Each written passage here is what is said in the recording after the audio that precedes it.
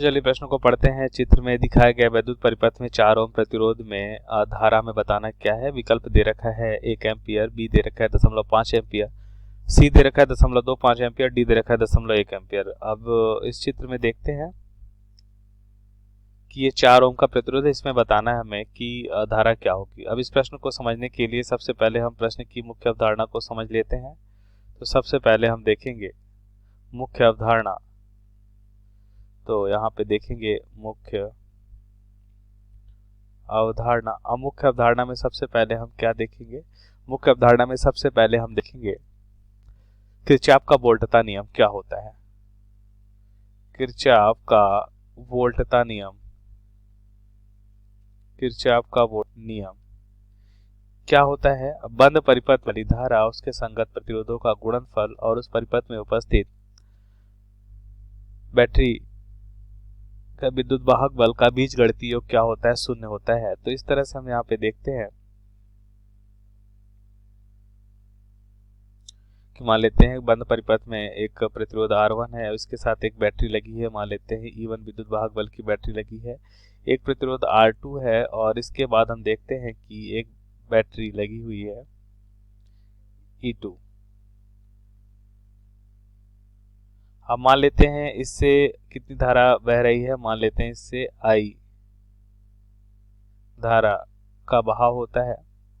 तो हम यहाँ पे देखेंगे कि धारा में से अधिक विभव से कम विभव की ओर बहता है। तो ये धन और ये ऋण हो जाएगा, ये धन और ये ऋण हो जाएगा, ये धन और ये ऋण। अब यहाँ पे ध्यान से देखिए, धारा इस दिशा में आ रही है। अब ये बैटरी का तो ऋणात्मक सिरा है, धनात्मक सिरा है।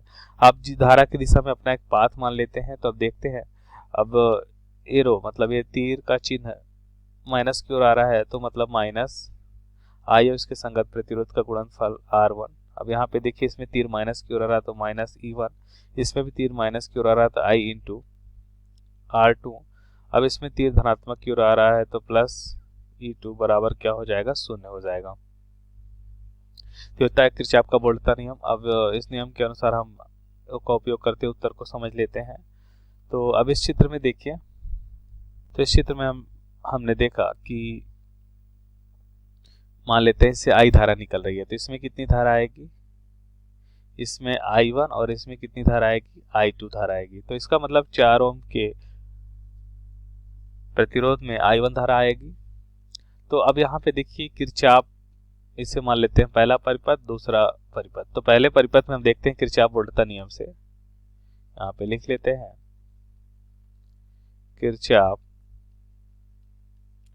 वोल्टता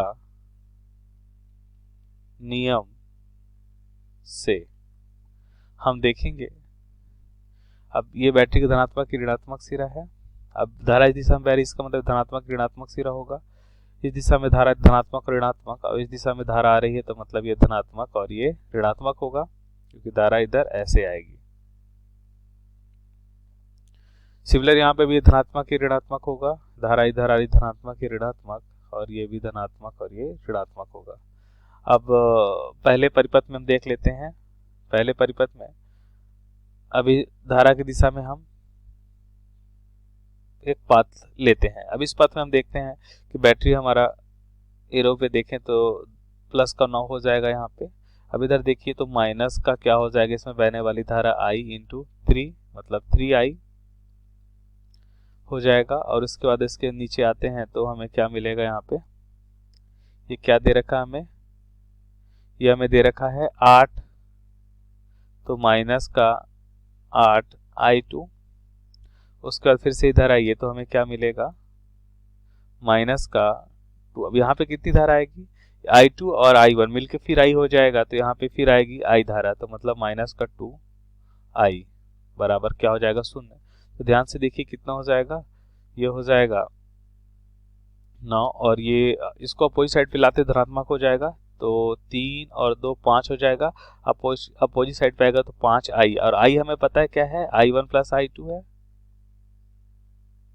कुल धारा जो I है उसको दो भागों में विभाजित किया, I1 प्लस I2, तो हम ऐसा लिख सकते हैं। तो इसके स्थान पे हम लिखेंगे 5I1 प्लस I2, और ये भी प्लस का 8I2 बराबर क्या हो जाएगा? 9। तो मतलब इसको हमने बराबर के दूसरे साइड पे ले गया, धनात्मक हो गया। अब देखिए यहाँ पे हम लिख सकते हैं ये हो जाएगा 5I1 और ये क्या हो जाएगा 8 5 13, 13i2 बराबर हो जाएगा 9। तो समीकरण 1 मान लेते हैं। अब दूसरे परिपथ की बात करते हैं। तो दूसरे परिपथ में फिर से देखिए किरचॉफ वोल्टता नियम से हम लिख सकते हैं 2i1 माइनस का, फिर माइनस का 4i1 और फिर से हो जाएगा माइनस का 2i1। अब ये ऊपर साइड आएंगे तो प्लस का क्या हो जाएगा 8i2 बराबर 0।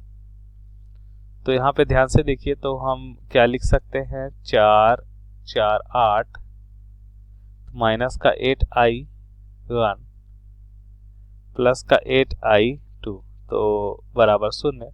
तो यहाँ से हम कह सकते हैं ना कि 8 से 8 कैंसिल हो जाएगा और यहाँ पे हम देखते हैं i1 बराबर i2 हमें मिलेगा। क्या मिलेगा i1 बराबर i2। तो यहाँ से हम समीकरण 1 से मान रखते हैं, हमें i1 निकालना है। तो यहाँ पे लिख लेते हैं समीकरण 1 से हम देखेंगे हमें क्या मिलेगा 5i1 प्लस 13i2। तो 5i1 प्लस 13i2 के स्थान पे i1 लिख सकते हैं, बराबर कितना हो जाएगा यहाँ पे हमें दे रखा है 9 और हमने यहाँ पे निकाला है i1 बराबर i2। ये समीकरण 2 से हमने निकाला है।